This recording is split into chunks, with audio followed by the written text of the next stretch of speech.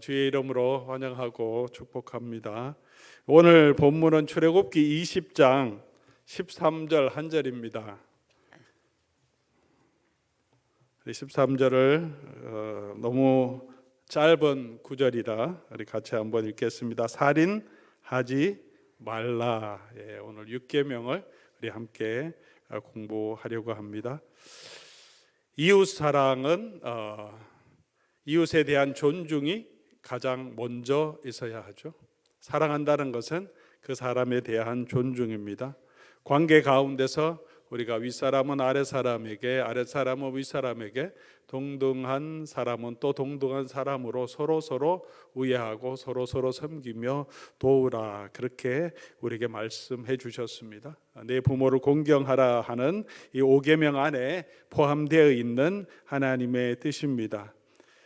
사람을 존중할 때 인격적으로 존중하는 것도 가야 되지만 가장 본질적인 존중은 그 사람 자체, 존재 자체에 대한 존중이고, 그것은 그 생명에 대한 존중일 것입니다. 그래서 내 부모를 공경하라 하는 인간의 존중, 서로 관계에 대한 존중 다음에 살인하지 말라라는 말씀을 하나님께서는 해주고 있습니다. 오늘은 그래서 6계명이 명하는 내용을 개괄적으로 오늘 개론적으로 살펴보고, 다음 주에는 좀 구체적으로 살인하지 말라고 할 때 우리 오늘 일상생활 가운데, 현대적인 삶 가운데 우리가 어떤 부분에 있어서 조심하고 살인하지 않도록 우리가 구체적으로 적용해야 될지를 우리 다음 시간에는 조금 더 살펴보도록 하겠습니다. 왜 살인하지 말아야 합니까? 아마 살인하지 말라, 사람을 죽이지 말라는 것은 우리 종교와 상관없이, 민족과 상관없이, 국가와 상관없이 다 다른 사람을 죽인다 하는 것은 모두가 인간 본질적으로 우리가 범죄로 생각하고, 그런 사람을 우리 용서하지 않습니다. 나의 생명도 중요하고 남의 생명도 중요하다는 생각을 가지고 있습니다. 우리 모든 본성을 가지고 있지만 우리는 하나님 말씀에 근거해서 우리가 본성이 아니라 하나님 말씀대로 우리가 살아가도록 해야 되겠죠. 왜 살인하지 말라 그렇게 명령하시냐 하면, 생명은 하나님께로부터 난 것이며 그 주권자가 하나님이시기 때문에 그렇다라고 말합니다. 창세기 1장은 생명의 주권자 되신 하나님이 창조하셨다. 천지 만물을 창조하셨고요. 창세기 1장 가서 보면 하나님께서 이 땅에 있는 모든 식물을 그 종류대로 창조하시고, 바다에 있는, 공중에 있는 모든 나는 생명체를 그 종류대로 다 창조하시고, 나게 하시고 나오게 하시고, 생육하고 번성하여서 땅에 충만하라는 축복을 주시고, 또 이 피조물에 대한 사명을 주십니다. 생육하고 번성하고 땅에 충만하라, 생명력 있게 살아가라는 거죠. 그 생명을 인위적으로 우리가 사람이 그렇게 거두지 말아야 합니다. 모든 생명체도 그렇습니다. 하나님께서 모든 생명을 창조하셨기 때문에 동물의 생명도 또 식물의 생명도, 우리 모든 생명체를 우리가 함부로 취하지 말고 또 보존해야 합니다. 양식으로 주신 것 외에 함부로 이 땅에 있는 식물들과 동물들도 우리가 멸종 위기에 처하도록 그렇게 마구 우리 잡아간다든가 포획한다든가 하는 그런 것도, 또 학대하는 것도 하지 말아야 합니다. 무엇보다도 사람은, 사람의 생명 하나님께로부터 직접 왔다는 것을 우리 창세기는 분명하게 말해주고 있습니다. 동물과 사람이 너무나 비슷한 것이 많고, DNA적으로 봐도 우리 침팬지와 사람이 거의 모든 대부분이 똑같다 할지라도 근본적인 차이가 있다고 성경은 말하고 있습니다. 창세기 2장 7절에 가서 보면 여호와 하나님이 땅의 흙으로 사람을 지으시고 그 생기를 그 코에 불어넣으시니 사람이 생령이 되었다, 그렇게 구체적으로 말하고 있습니다.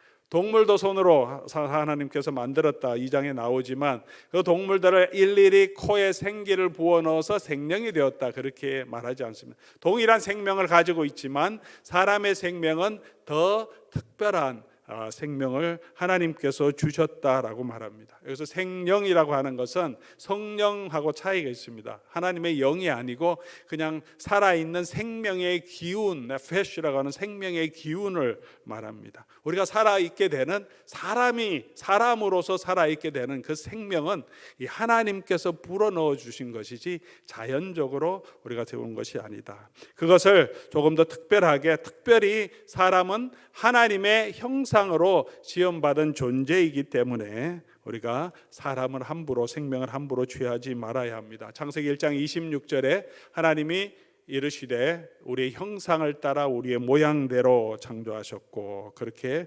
말씀하셨습니다. 그리고 우리 창세기 아브라함을 선택하시기 전에 고대 세계의 내용들을 우리가 살펴보면 하나님께서 말씀하신 생명 존중에 대한 아주 특별한 부분이 있습니다.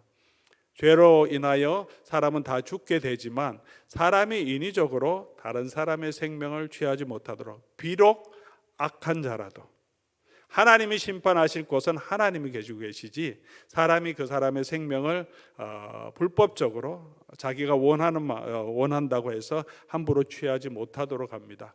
특별히 우리 4장 15절 가서 보면 우리 가인에 대한 이야기죠. 가인이 아벨을 쳐 죽였습니다. 다른 사람들이 자기를 죽일까 하는 두려움이 있었는데 하나님께서 그를 보호하는 표를 주십니다. 함부로 죽임을 당하는 것들을 면하게 해주신다. 가인에게도 그렇게 말씀하셨고요.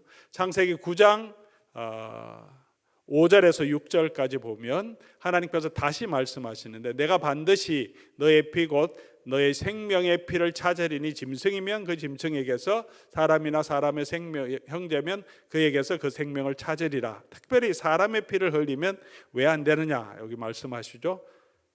하나님이 자기 형상대로 사람을 지으셨기 때문에 여기서는 꼭 택한 백성 하나님의 자녀들만이 아니라 모든 사람을 다 말하고 있습니다. 모든 사람을 다 지칭해서 믿는 사람이든지 믿지 않는 사람이든지 기독교인인지 그러지 않든지 우리가 생명을 존중하는 것은 특별 은총의 영역이 아니라 일반 은총의 영역 안에서 우리가 모든 사람의 생명을 다 존중하고 함부로 취하지 말아야 합니다.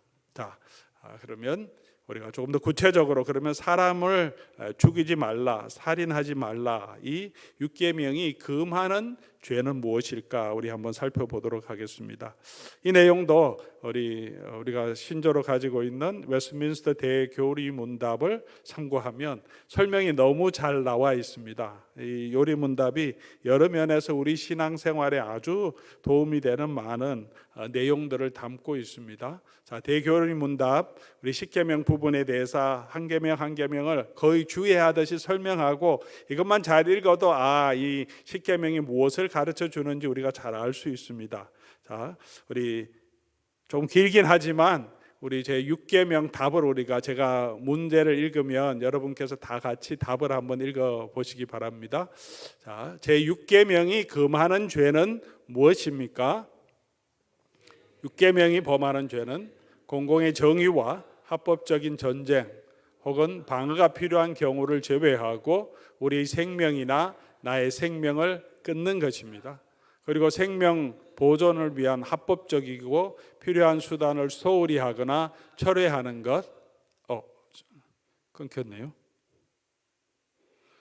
자, 죄악된 분노와 마음, 시기, 복수하고자 하는 욕망, 모든 과도한 격분, 마음을 심란하게 하는 걱정, 고기와 술, 노동, 오락을 절제 없이 사용하는 것, 남을 자극하는 말과 억압, 다툼, 구타와 상해, 이 밖에 사람의 생명을 파괴하기 쉬운 모든 것이 다 죄입니다. 나와 있네요. 자, 이 실제적으로 가장 중요한 것은 실제적으로 생명을 취하는 거죠. 살인하는 거죠. 그것은 의도적으로 하는 건 진짜 살해고 잘못하는 거고 실수를 하더라도 하지 않도록 우리가 조심해야 합니다.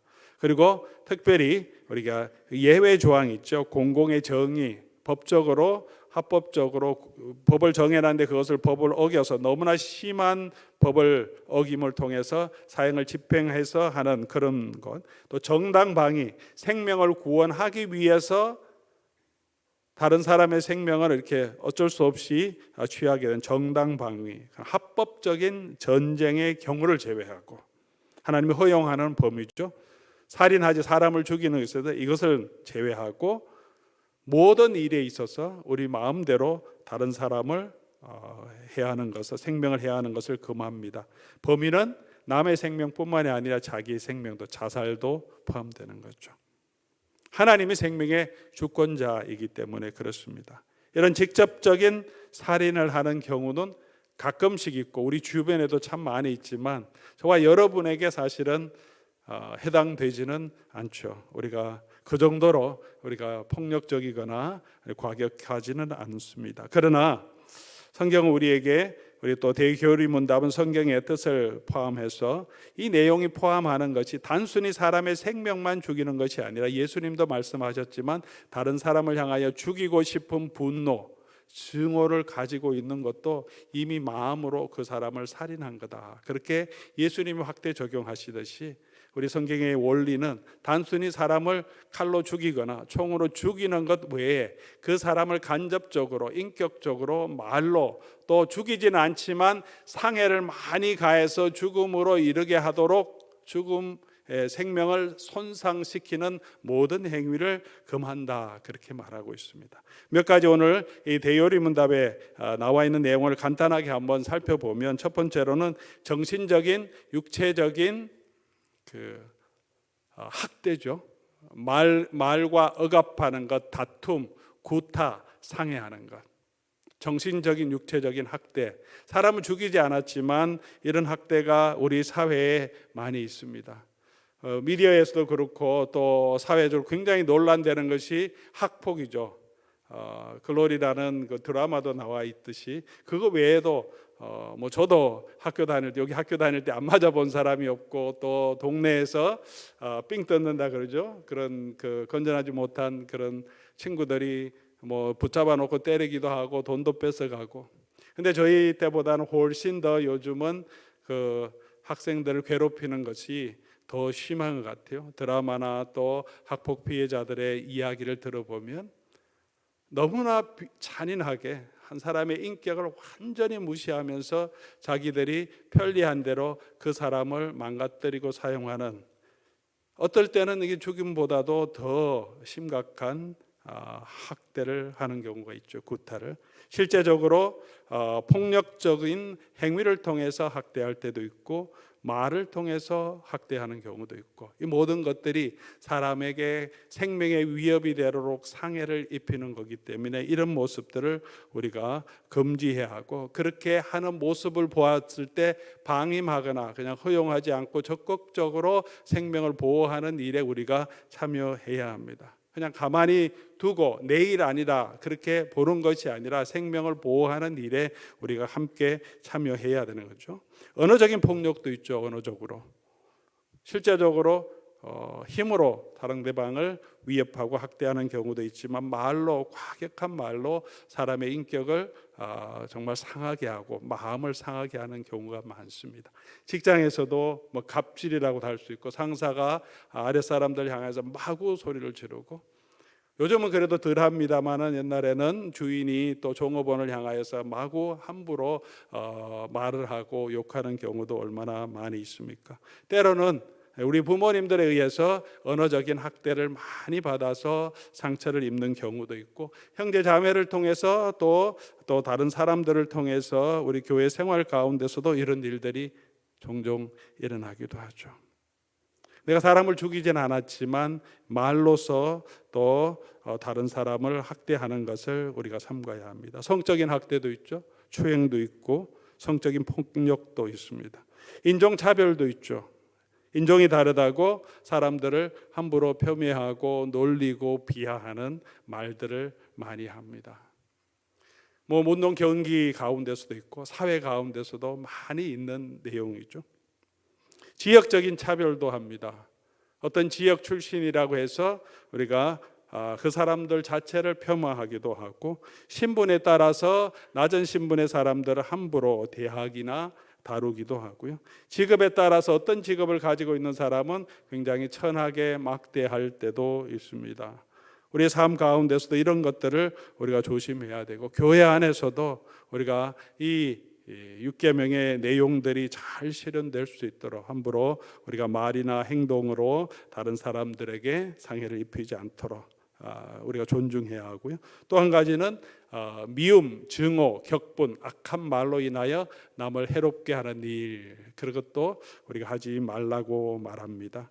예수님께서 말씀하셨죠. 형제를 향하여 노하는 자마다 이미 심판하게 되고, 형제를 향하여 라가라 하는 자, 라가는 어리석은 자다, 멍청한 자다, 이렇게 하는 건데, 공에 잡혀가게 되고, 미련한 놈이라 하는 자는 지옥불에 들어가게 된다.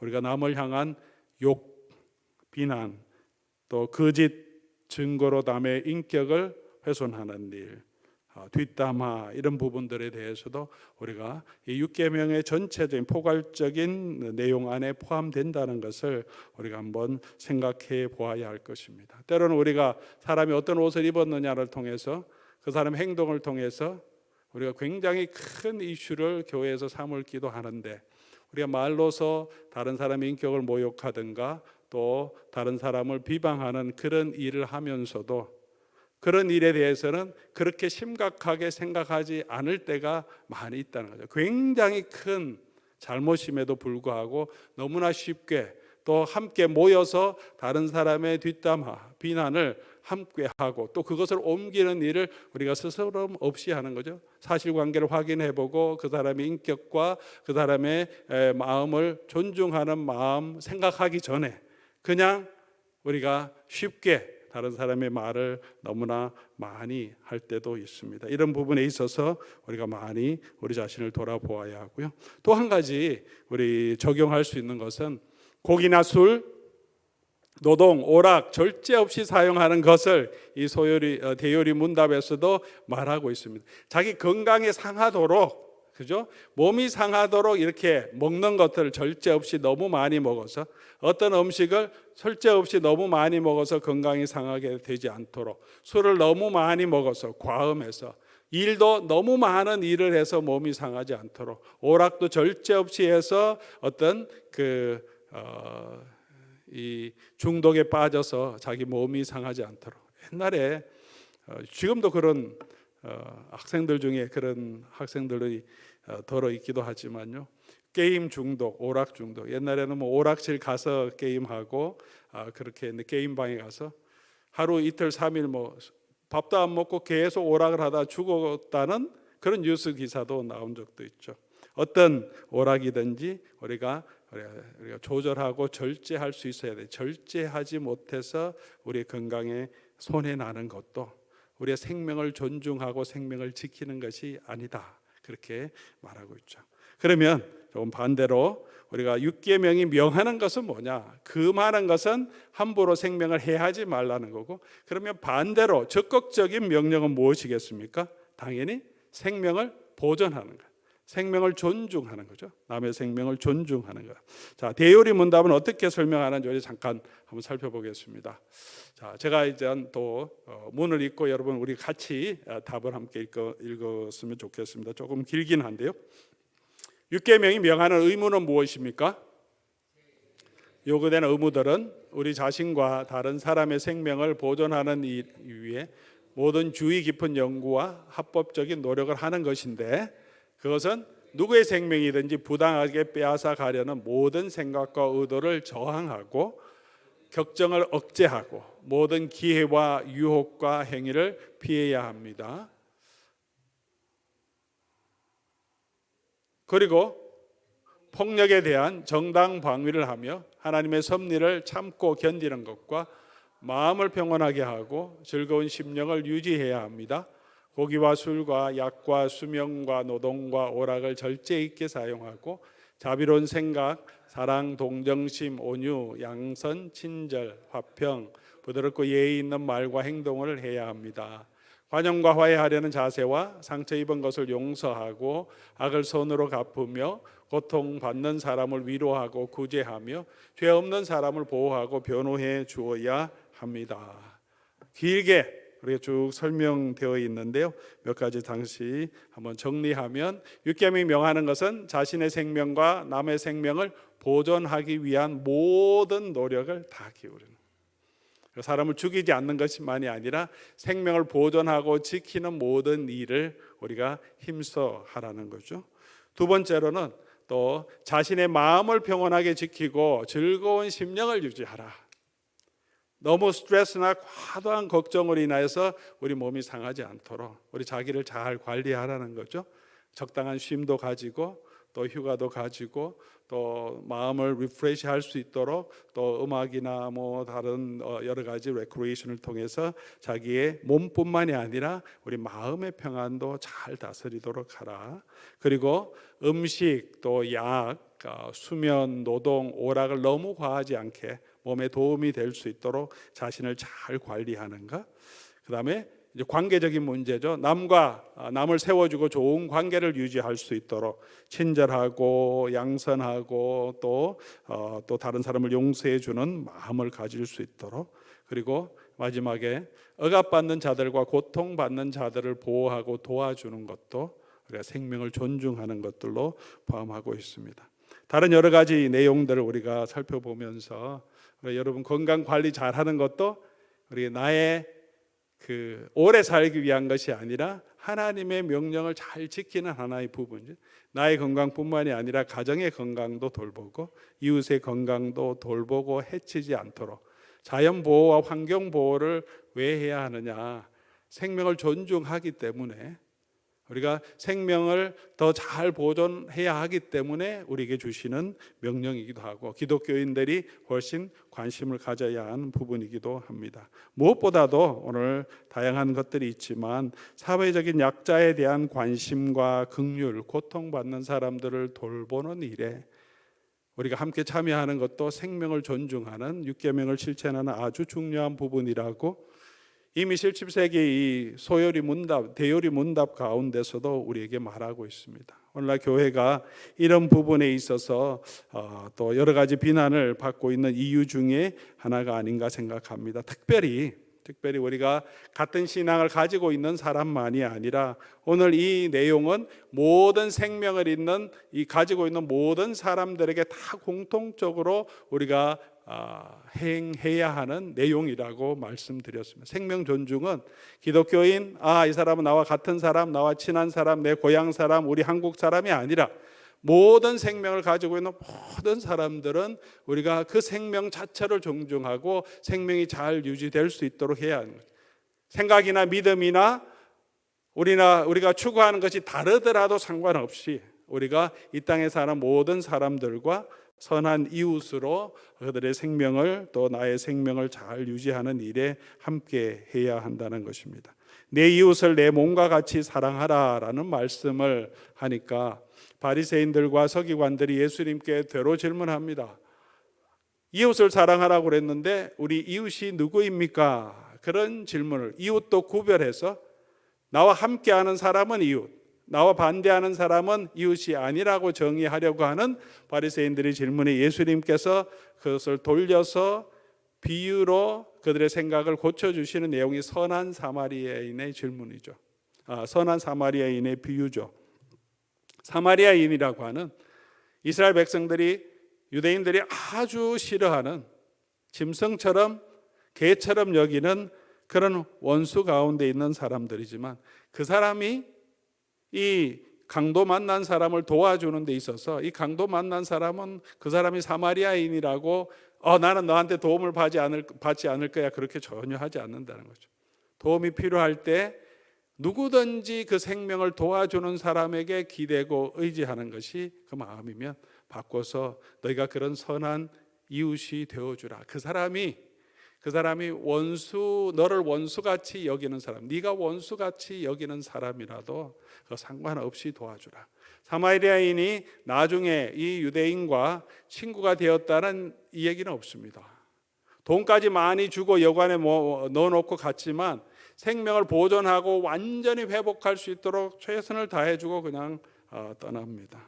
예수님은 이웃을 사랑하라 하는데 이웃 정도가 아니라 원수까지도 사랑해야 한다라고 말합니다. 왜 그러냐면 하나님께서는 선한 사람과 악인과 모든 이 땅에 있는 사람에게 골고루 하나님께서 해를 비춰주시고 생명을 주시고 하나님의 은혜를 베풀어 주기 때문에 그렇다고 말합니다. 그래서 우리가 이 땅에 살아가면서 우리의 생각과 다른 사람도 있고 또 우리의 믿음과 다른 믿음을 가지고 사는 사람도 있고 다른 종교를 가지고 사는 사람도 있고 의견은 다를지라도 기본적으로 존중하는 마음을 우리가 다 가져야 한다는 것을 우리가 다시 한번 기억하면 좋겠습니다. 특별히 미국 생활에 많은 인종들이 있습니다. 우리가 다른 민족들, 다른 인종들에 대해서 우리가 존중하는 마음 가져야 되고, 특별히 요즘은 우리가 신앙의 차이 때문에 종교적인 갈등이 많이 있습니다. 이슬람권하고 또 미국과 서방에 또 갈등이 너무 많고 테러도 많이 있어서 전체적으로 서방권 안에서는 이슬람에 대한 또 무슬림들에 대한 혐오가 많이 있습니다. 사회적으로. 그래서 미국 안에도 한국 안에서도 이런 여러 가지 부딪힘이 있죠. 이슬람 혐오, 무슬림 혐오라고 할 정도로 배척하는 정서가 많이 있습니다. 우리가 다른 곳에 만약 이슬람권에 가서 우리가 선교를 하는데 선교사님들이 이슬람 사회가 공식적으로 박해하고 또 체포하기도 하고 또 사회적으로 위협을 가하게 될 때 그러지 못하도록 기도 제목도 얘기하고 우리가 얼마나 선교사님들이나 또 그곳에 있는 성도들이 위협을 느끼며 어렵고 우리가 그들을 위해서 기도하고 있습니까? 우리가 복음을 전하기 위해서 담당하는 많은 것이지만 그런 일에 대해서 함께 기도하듯이 반대로 생각할 때 그런 분들이 우리 주변에 함께 와 있을 때 우리가 다수고 믿는 사람이 다수고 뭐 이슬람이 아닌 사람이 다수고 소수가 있을 때 우리가 그들의 종교의 차이로 인하여서 우리가 당연히 우리가 복음도 전해야 되고 사랑도 베풀어야 우리가 그들의 신앙을 따라가야 가고 문화를 따라가야 되진 않지만 동등한 인간으로서 사회인으로서 기본적으로 존중하는 모든 일에 있어서 우리가 혐오하거나 배타하거나 그런 차별하는 일을 하지 말아야 합니다. 이런 일이 굉장히 중요해요. 왜냐하면 한국에서도 이런 일들이 많이 있었죠. 난민으로 공항에 왔는데 한국 사회가 받아주지 않아서 가지도 못하고 오지도 못하고 공항에서 수일 동안 그 도움도 못 받고 그곳에서 갇혀 있는 사람들을 도와주는 것에 대해서 쫓아버려야 된다고 하는 그런 여론까지도 사회적으로 우리가 많이 있었던 거고 뉴스에 나온 경우도 있습니다. 정말 불쌍한 사람들이 얼마나 많이 있습니까? 그런 것들을 우리가 선한 사마리아인으로 우리 인종과 또 민족과 신앙에 상관없이 도와주는 그런 마음은 하나님의 마음이 아닐까 생각합니다. 또 특별히 제가 개인적으로 저희가 힌두권에서 사역해봤고 또 이슬람도 우리 주변에 많이 있지만 우리가 이제 이슬람 혐오하고 또 그런 사람들 자꾸 한국 사회에서도 그렇고 미국 사회에서 자꾸 이렇게 배격하려고 하는 마음이 모든 한국 사람을 이슬람화 시킨다 하는 두려움을 가지고 있습니다. 복음 전도, 이슬람이 복음 전도, 복음이 아니죠. 이슬람이 자기 사상을 전도한다면 그것도 그분들이 할 수 있는 일이죠. 우리도 우리가 믿는 믿음을 가지고 전도하지 않습니까?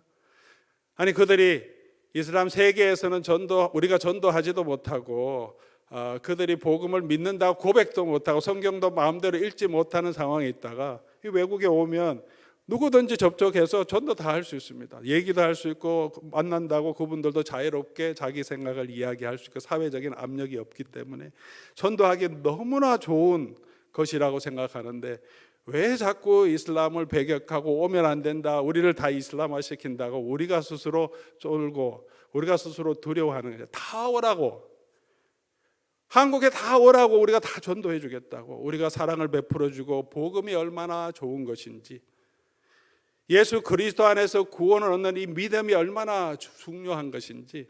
이슬람의 사람들의 구원의 확신이 없어요. 왜냐하면 우리 행위를 통해서 선한 삶을 통해서만 하나님, 알라가 자비를 베풀어 주셔야 살 수 있다고 생각하기 때문에, 그래서 그렇게 열심히 이슬람을 그렇게 기도도 하고 라마단 금식도 하는 건데, 우리에게 있는 자유, 우리에게는 복음에 대한 이 확신, 하나님의 사랑이란 그런 신학은 이슬람 신학에는 없습니다. 알라는 그냥 의로운 거죠. 선과 악을 판단하는 거지. 하나님이 당신의 아들을 우리에게 보내주셔서 신이 우리를 대신해서 돌아가심으로 우리를 구원해 주시고 하나님께로 다시 신께로 다시 화목하게 하셨다는 이 놀라운 복음이 없어요. 우리가 이 복음을 가지고 있는데 복음이 없는 그런 사람들에게 우리가 사랑과 친절도 베풀어 주시고 이 복음의 아름다운 내용들을 누구든지 우리가 전할 수 있는 얼마나 좋은 기회입니까? 선교의 기회입니까? 그런 것들을 우리가 생각하면 선교의 기회도 되지만 무엇보다도 본질적으로 하나님께서 우리에게 명령하신 것, 우리의 생각과 종교는 다르더라도 모든 사람의 생명을 존중하고 배려하는 귀한 마음은 우리가 가지고 있을 때, 그래야 우리 모습을 통해서 주님의 복음이 증거되고 그들을 통해 그들이 하나님께 영광을 돌리는 이 땅에서 하나님의 자녀로서 하나님이 우리에게 주시는 귀한 문화적인 사명, 또 선교적인 사명을 감당하게 될 것이라고 생각합니다. 우리 육계명에 주신 이 말씀은 하나님의 마음을 본받으라는 거죠. 하나님은 우리를 모든 사람을 존중하고 그들에게 선을 베풀어 주셨듯이 우리도 그렇게 그 마음을 가지고 모든 생명체를 존중하라. 그러나 우리가 기약해야 될 것은 이 땅에서는 아무리 우리가 생명을 존중하더라도 생명은 다 죽어가게 된다는 거죠. 여러 가지 고통이 있고 억압이 있고 차별도 있고 우리도 그런 상처를 입게 되고 많은 사람들이 그런 상처를 입게 되기 때문에 이 세상에서 영원한 생명이 없는 이 땅에서 하나님 우리에게 예비해 주신 그 영원한 나라를 계속해서 소망하며 그렇게 살아가야 된다는 거죠. 하나님이 주신 새 하늘과 새 땅을 바라보면서 이 땅을 유토피아로 만들기 위해서 사회 변혁 또 리버럴한 우리 많은 사람들은 이 땅을 어떻게든지 우리 모두가 잘 사는 차별이 없는 나라로 만들어 보겠다 하지만 그렇게 되지 않지 않습니까? 차별하지 말자고 하면서 차별하는 경우가 많이 있습니다. 오늘 신문을 보니까 옛날 그 뉴욕이었던 것 같은데요. 한 그 스타벅스 커피숍에서 흑인 젊은 사람들이 거기 왔다가 화장실을 쓰자 그랬는데 못 쓰게 했어요. 거부하니까 왜 거부하냐 실강이 있으니까 결국은 폴리스를 불러서 잡아가게 했어요. 인종차별이라는 이슈가 대문짝맞게 나가서 결국은 보상하고 뭐 거기서 많은 사람을 잘랐는데 그때 그 전체를 담당하고 있던 백인 매니저 한 사람이 그때 잘렸어요. 어떤 이런 책임 때문에 그 위에 있는 매니저가 흑인인데 이 사람들 이 매니저가 마음에 안 들었는지 그분이 수를 했어요. 5년 넘게 수를 했는데 이겼어요.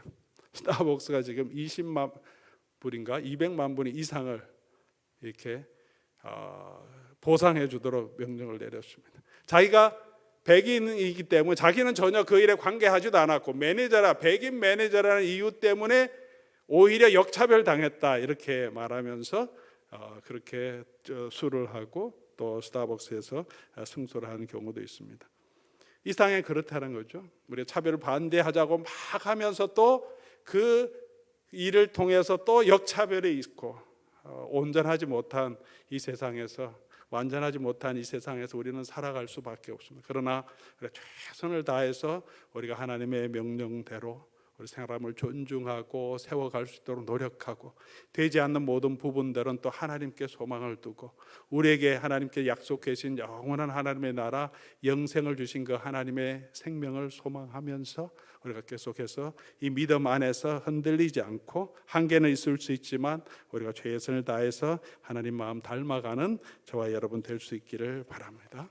우리 육계명의 내용대로 우리가 생명을 존중하는 저와 여러분들 정말 이 땅에서 모든 사람에게 선한 이웃으로 우리가 함께 살아갈 수 있는 그런 사람들, 그런 교회와 그런 성도들이 될 수 있으면 좋겠습니다. 우리 말씀 생각하면서 아버지 당신의 마음이 있는 곳에 나의 마음이 있기를 원합니다. 이 찬송하면 좋겠습니다. 혹시 우리 마음속에 우리 어떤 사람을 향한 차별이나 박해나 또 증오하는 마음이 있다면 내려놓고 우리 하나님의 마음으로 품고 약하고 억눌린 곳이 있다면 우리가 가서 돕고 섬기는 그런 마음도 우리가 함께 가지고 하나님의 복음을 위해 섬길 수 있도록 그런 마음으로 함께 찬송합니다.